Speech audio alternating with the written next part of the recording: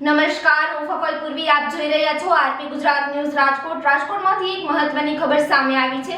રાજકોટના ગૌરક્ષકો દ્વારા બહાદુરી ભર્યો બચાવ અભિયાન। રાજકોટ ગૌરક્ષકો દ્વારા કચ્છથી કતલખાને લઈ જતી ગાયોનો બચાવ કરવામાં આવ્યો હતો। તેમાંથી 70 જેટલી ગાયોનો બચાવ કરવામાં આવ્યો હતો।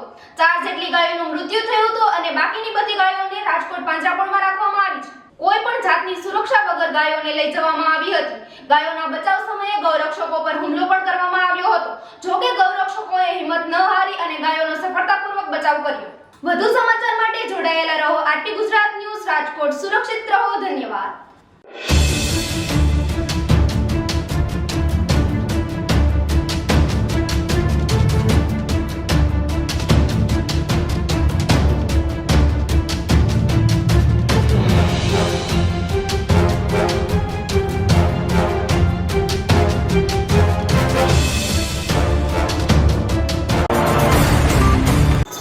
મારું નામ કેતન સંઘવી છે।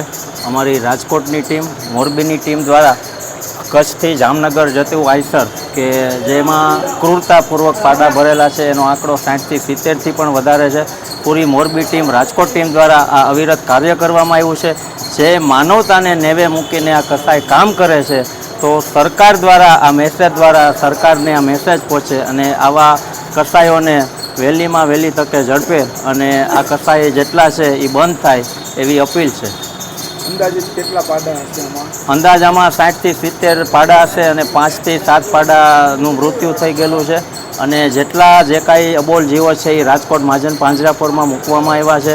અમારી સાથે મુકેશભાઈ બાટવિયા છે કે આવી રીતે અનેકવાર રાતના 2-3 વાગે અમારી ટીમ, ગૌરક્ષક ટીમ દ્વારા આ કાર્ય કરવામાં આવે છે અને દરેક જીવને પાંજરાપોળનો ખૂબ સારો સહયોગ અને સપોર્ટથી દરેક જીવને પાંજરાપોળમાં મૂકવામાં આવે છે।